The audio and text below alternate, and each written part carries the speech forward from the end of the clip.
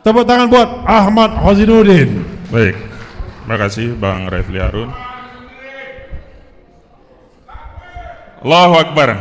Bismillahirrahmanirrahim. Assalamualaikum warahmatullahi wabarakatuh. Kepada seluruh rekan-rekan yang hadir, alhamdulillah Bang Juju, Bunda Mary, ada Bang Roy Suryo. Tadi terlambat untuk memperoleh hidangan. Itu korban kriminalisasi spesial tadi itu. Ada Bang Edi Mulyadi dan yang lain. Juga yang lainnya yang tidak kami sebutkan satu-satu, mohon maaf tanpa mengurangi hormat. Hari ini saya ingin menyampaikan pada hari Ahad 20 Oktober 2024 adalah hari bersyukur sekaligus berkabung. Kenapa bersyukur? Bukan bersyukur kita memiliki presiden baru, bukan. Tetapi kita bersyukur pada akhirnya hari ini Saudara Joko Widodo lengser dari jabatannya. Allahu Akbar. Bersyukur atau bersyukur? Kenapa disebut lengser? Saya katakan Jokowi lengser karena sebelumnya Saudara Joko Widodo itu berusaha untuk menambah usia kekuasaannya, baik dengan narasi menunda pemilu maupun minta agar konstitusi diubah agar presiden bisa 3 periode. Jadi kalau usaha itu jadi, maka 20 Oktober ini Jokowi masih presiden. Karena itu kita bersyukur. Kenapa? Jokowi lengser tanggal 20 Oktober ini. Alhamdulillah. Yang kedua, saat saya mengatakan bersyukur atas lengsernya foto ini ya, siapa ini? Jokowi. Pada saat yang sama hari ini adalah Hari Berkabung Nasional. Apa? Hari berkabung. Kenapa? Karena ternyata Fufu Fafa tetap saja dilantik menjadi wakil presiden Republik Indonesia. Kita ini 280 loh, di dalamnya ada Bang Refli Harun, ada Bang Juju Purwantoro, ada juga ya Bang Roy Suryo, tapi ternyata yang jadi wakil presiden adalah Fufu Fafa. Luar biasa ini. Sepertinya NKRI ini kehilangan stok anak muda atau putra terbaik bangsa kita untuk melanjutkan estafet kepemimpinan nasional. Saya kira ya, wapres-wapres terdahulu, mendiang wapres Pak Sudarmono, ya orang-orang hebat terdahulu, Pak Adam Malik, ada Pak Arboko, ada kalau yang masih hidup Pak Trisno. Beliau pasti sikap batinnya ngenesere. Zaman kumbien jadi wakil presiden itu kudune koyo aku tentara jenderal, kok saiki yang jadi wapres Fufu Fafa. Jadi saya tegaskan hari ini adalah hari bersyukur sekaligus berkabung. Karena itu hari ini kita juga harus meneguhkan komitmen terhadap 2 hal. Yang pertama, komitmen kita adalah melanjutkan tuntutan kepada Saudara Joko Widodo atas segala kesalahannya, kejahatannya, kejalibannya, ketidakadilannya selama dia memimpin Republik ini menjadi Presiden Republik Indonesia. Setuju? Jadi begitu lengser jangan dianggap selesai urusan. Tidak, yang selesai itu hanya jabatannya, urusannya belum selesai. Sudah dimulai, tuntutan terkait hak keperdataan sudah dimulai oleh Habib Rizik Syihab, Edi Mulyadi dan yang lainnya dengan gugatan perdata di Pengadilan Negeri Jakarta Pusat. Itu gugatan yang berkaitan dengan hak keperdataan. Padahal Saudara Jokowi ini ada masalah yang lainnya. Secara perdata dia punya masalah, secara pidana punya masalah, secara tata negara juga kebijakan-kebijakan ketatanegaraan bermasalah. Pada saat yang sama kebijakan tata usaha negara berupa ekspor kedaulatan garis batas pantai kita dengan modus operandi jual pasir laut ini sudah mulai digugat oleh saudara kita ya Pak Dr. Muhammad Taufik dari Solo yang tujuannya agar bisa membatalkan ekspor pasir laut.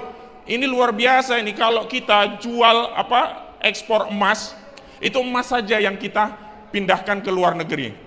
Ekspor tembaga, nikel, termasuk batu bara yang dikeruk luar biasa kekayaan alam kita yang tidak memberikan kesejahteraan kita. Oke, itu merugikan, tapi itu hanya batu baranya saja yang dikirim ke luar negeri. Tapi kalau ekspor pasir laut, ini adalah kejahatan terhadap kedaulatan negara karena mereka tidak saja mengekspor pasir laut, tetapi mereka mengekspor kedaulatan Republik ini. Mereka lah pengkhianat Republik ini. Jadi jangan anggap sepele pasir laut itu membuat Singapura makin luas, membuat Indonesia makin sempit. Berarti Anda telah melakukan kejahatan menjual kedaulatan negara kepada Singapura. Yang kedua, kejahatan Jokowi. Nah, kejahatan Jokowi yang paling fenomenal itu apa? Korupsi? Penipuan mata uang, ijazah palsu. Jadi itu kalau kita mau jadi ngelamar kerjaan biasa saja, ijazahnya harus asli. Saudara Joko Widodo, saya menjadi saksi 6 bulan bersidang di Pengadilan Negeri Surakarta, tak pernah mewujud satupun ijazah asli dari saudara Joko Widodo. Jadi setelah Jokowi lengser, dia tidak akan mendapatkan tepuk tangan aplaus dari rakyat, tapi dia akan dituntut oleh rakyatnya masuk ke penjara untuk bertanggung jawab atas segala perbuatannya. Ya, jadi jangan anggap selesai ya urusan dengan Jokowi ya. Justru ini awal mula urusan kita tingkatkan dengan saudara Jokowi. Kenapa? Karena dulu itu problem yang kita hadapi dengan Jokowi itu bukan tidak ada perbuatan pidananya, bukan tidak ada bukti-buktinya, tetapi ada intervensi kekuasaan saudara Joko Widodo sebagai presiden yang membuat upaya kita selalu gagal di tengah jalan. Contoh sederhana, di Pengadilan Negeri Solo, mana mungkin orang dituduh mengedarkan kabar bohong, ijazah palsu, tapi ijazah aslinya tidak pernah dihadirkan. Kalau logika hukum yang terjadi, harusnya Bambang Tri dan Gus Nur itu bebas demi hukum. Karena dakwaan jaksa tidak bisa dibuktikan dengan menghadirkan ijazah asli saudara Joko Widodo. Faktanya tetap divonis 6 tahun, baru berkurang 4 tahun. Ini mengkonfirmasi kekuasaan Jokowi mengintervensi pengadilan. Saya tegaskan sekali lagi, ini bukti kekuasaan Jokowi mengintervensi pengadilan. Dan apa yang dialami oleh Bunda Mary, Bang Edi Mulyadi dan yang lainnya, itu juga bagian dari kejahatan politik saudara Joko Widodo yang anti terhadap kemerdekaan menyampaikan pendapat, yang sebenarnya ini adalah hak konstitusi kita diatur dalam ketentuan pasal 28 Undang-Undang Dasar 1945. Di era Jokowi, orang berpendapat, pendapatnya kurang pas, itu dianggap hoak, kabar bohong, penyebaran nama baik, mengedarkan kebencian dan permusuhan ya, dengan dalih permusuhan antara suku, agama, ras, dan antar golongan. Korbannya masuk penjara, Bung Roy Suryo juga masuk penjara. Itu eranya Jokowi itu.